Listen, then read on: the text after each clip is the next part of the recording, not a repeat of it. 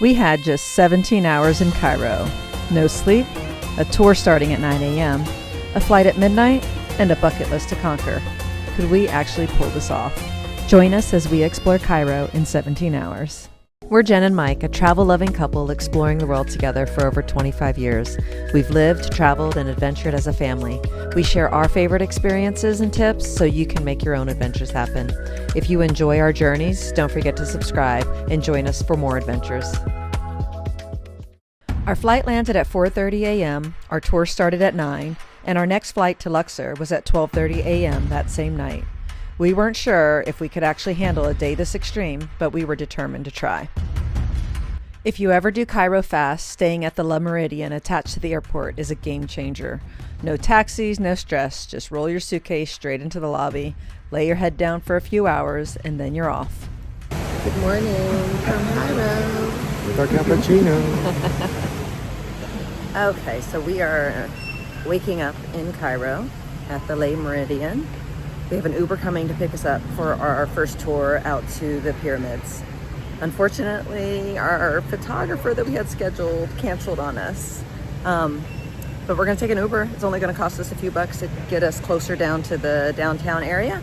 And then we can catch our guide out there without having to pay extra, because they said they would have charged us $40 to come pick us up and take us out. But I think the Ubers are like $3 or $4. So we're gonna do that. We grabbed an Uber around 8 a.m. expecting wild Cairo traffic, but because it was Friday, their equivalent of Sunday, there was almost no one on the road. 20 minutes later, we were downtown meeting our guide, Ahmed. We booked an 8-hour tour through Get Your Guide. That tour would include a trip to the pyramids, the Citadel, and a trip through the el-Khalili Bazaar. Things have changed a lot. In 2025, a brand new gate opened, replacing the historic entrance near the Marriott Mena House Hotel. Now visitors enter through a modern visitor center, complete with ticket kiosk and exhibitions. To keep the plateau more peaceful and sustainable, private cars and big tour buses are banned. Instead, 45 electric shuttle buses carry people around, hopping on and off at stations like the Sphinx, the Great Pyramid, and the Panoramic Viewpoints. Starting at the Panoramic Viewpoint is perfect. It's a spot where you can actually feel the scale of these monuments. You can see all the pyramids all at once. This is also the spot where, after some convincing, we hopped on the camels for the full experience.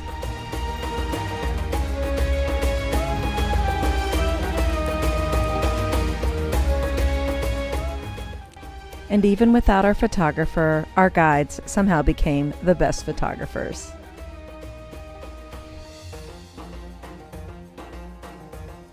So this is when things took a bit of a turn. Our guide asked us to tip him then, because otherwise his owner would take some of his tip. We gave him $10, but he was not satisfied and told us that we needed to give him 10 more. So reluctantly, we go ahead and gave him $20. That was when our ride suddenly sped up, which understandably, since he was probably turning around to get his next tipping customers.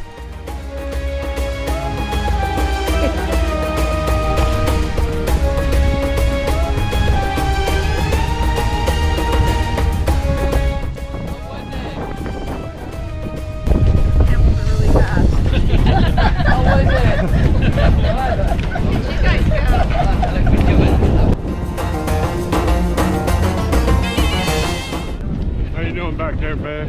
I've never been camelback riding. I was camelback riding.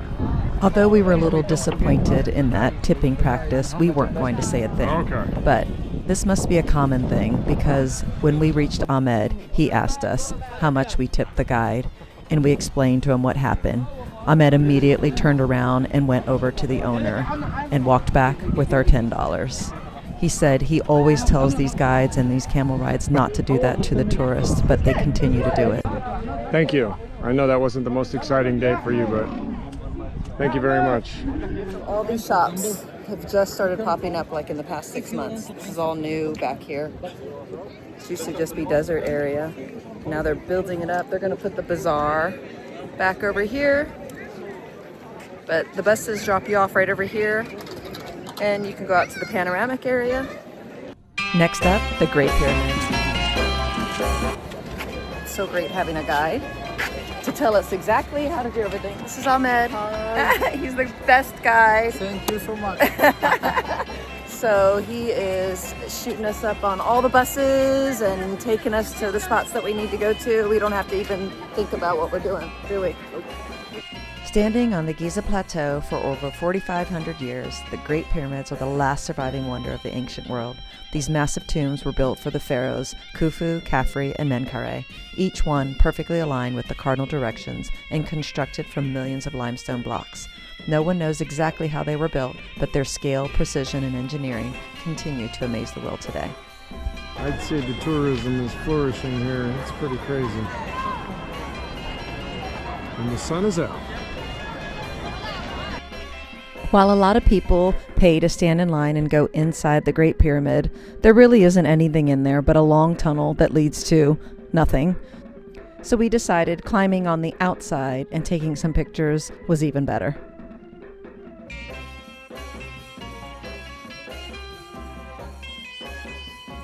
There's definitely no shortage of bazaars and places to go shopping. I didn't stop for anything, but this was where I first recognized that I definitely wanted to find the perfect ankh to take home. Next, we took the shuttle over to the Sphinx. And this is another reason why having a guide like Ahmed really makes a difference. He knew the best photo spots, the angles without crowds, and all the little corners most people miss. The Great Sphinx was carved around 2500 BC, likely for Pharaoh Khafre, from a single massive limestone outcrop. With the lion's body and a king's head, it symbolized power and protection. It was once painted in bright colors and spent centuries buried in sand before being fully uncovered in the early 1900s. Even today, its exact purpose is still debated. This is walking out of the pyramids. Who is that? Pizza Hut. We're just walking out of the pyramids. We got some Pizza Hut over there. And we're in the city. Pizza Hut right behind us. Where are we going? We love bringing home artwork from our travels, so finding an authentic papyrus painting to mark our time in Egypt was high on our list. If you want the real thing, you have to skip the markets. Many of those pieces are made from banana leaf, not papyrus. Instead, look for shops that are Ministry of Tourism approved. So that's where we headed. The shop was filled with beautifully painted designs, and they walked us through how real papyrus is made. The first one, the flower. The flower means the sun with his rays, and the sun in his one. After browsing through scroll after scroll, we finally found the perfect piece to bring home. A little bit of Egypt for our walls. He's trying. Go, buddy, go. Yes. Wow. Next up was a planned lunch that had a few different things for us to try, but the real treat was the coffee at the end. Look at that.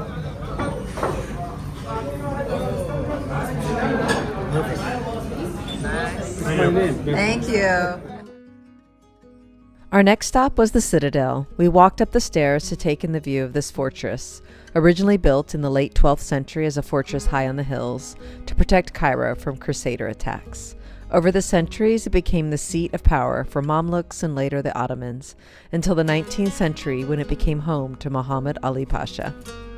From those ancient walls, you can still feel the fortress's original purpose: protection, power, ancestry. We really enjoyed just walking around and admiring the architecture and the details all around the walls and buildings. Hello. Did you hear? Hello. In the corner of the courtyard is a brass clock tower, a gift from the French king in 1845, given in exchange for the ancient obelisk that now stands in Paris's Place de la Concorde. From its arrival, the clock was largely non-functional, only working for a few days at a time, according to some reports. In late 2020 or 2021, they were able to restore and get the clock restarted. He should to sit here and the water comes from this place. Okay, when the water comes, he should to wash his hands. Inside the courtyard stands the iconic mosque commissioned by Muhammad Ali, often called the Alabaster Mosque, with twin minarets soaring high above Cairo's skyline. As we stepped inside the Mosque of Muhammad Ali, the atmosphere shifted instantly. The mosque is one of the most iconic examples of Ottoman architecture in Egypt, inspired by the great mosques of Istanbul. Inside, the vast central prayer hall opens beneath a soaring dome, more than 52 meters high, supported by a series of semi-domes that cascade outward, creating perfect symmetry and balance. The walls are lined with alabaster, giving the interior its warm glow.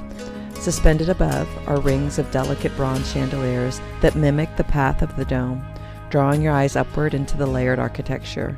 And across the carpets, subtle geometric patterns help worshippers orient towards Mecca, blending art with function. As we walked the space, our guide shared how the mosque was built between 1830 and 1848, not just as a place of worship, but as a monument symbolizing Egypt's modernization under Muhammad Ali. It remains one of Cairo's most recognizable silhouettes, watching over the city from the highest point of the Citadel. Hello, everybody.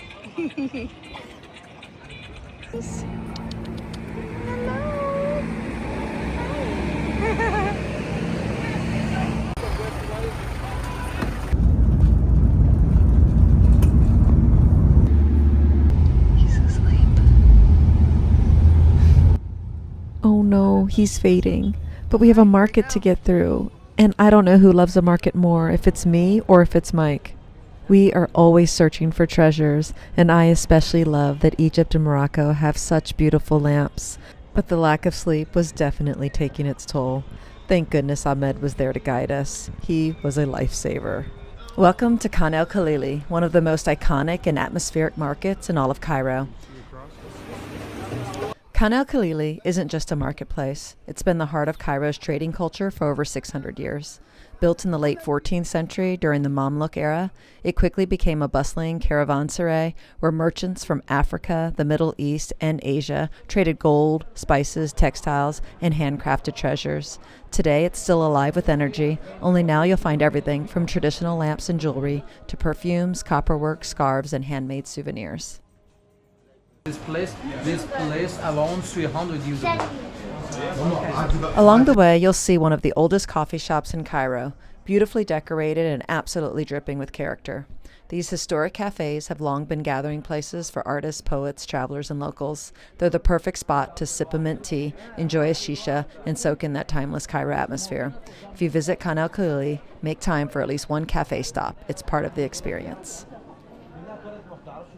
The architecture here still reflects its medieval roots. Many of the buildings date back centuries with carved wooden facades, arched alleyways, and classic Mamluk stonework. In the past, the market was organized by trade, metal workers in one area, perfumers in another, jewelers in another, and even today you'll feel that sense of organized chaos, where every corner reveals something new.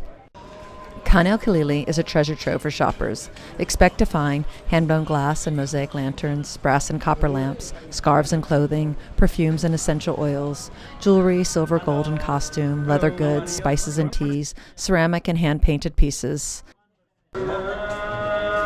Now, if it's your first time in Cairo, having a guide with you can make a huge difference. Markets here can be lively, energetic, and full of salesmanship.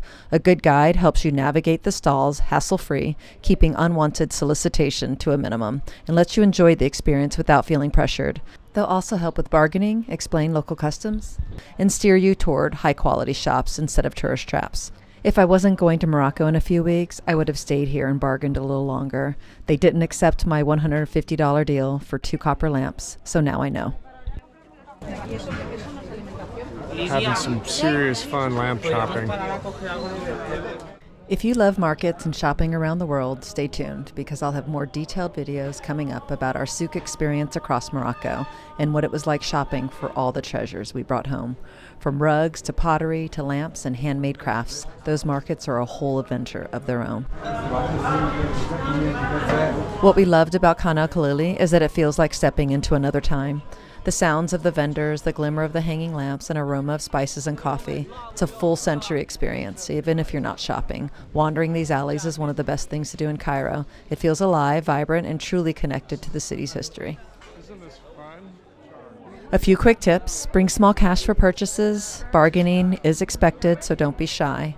Visit with a guide if you prefer a stress-free experience. On our trip, having a guide made the whole experience relaxed and fun, and it lets you focus on enjoying the beauty of the market instead of worrying about where you're going or who's approaching you. And try to come earlier or just before evening. It's stunning as the lanterns start to glow. And enjoy getting lost. That's part of the fun.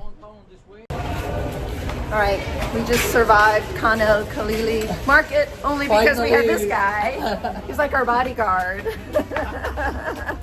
Ahmed really did step in to make sure that we didn't get hassled or bothered for too long so that we could go about our business. How did we get out of there without buying any lamps? We did. He didn't. The shop owner didn't take my prices, so We were in the we had market to for walk about away. 30 minutes too long. I got some scarves for my girls though. Do you like the market or no? No, it's fun. It's fun. It's fun. But look, I But will it's tell you better with something. you though. If you weren't there, If I'm rested and my head is clear, it's okay. But now my head is tired. I will tell you also why. Because when you go inside, you're joking with them. We did it. We made it. Thank you, Ahmed, for making it such a great day. You made everything so much easier. We were able to see the pyramids, the Citadel, the bazaar, all with the ease of a driver getting us from place to place.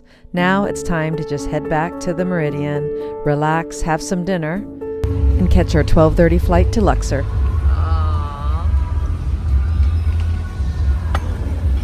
Best way to spend our last evening in Cairo. It's not our last. We're coming back. Oh yeah. this is what an Egyptian wedding They're sounds like. They're getting ready to drop the bass. There's two of them going on right now. Mike's into it.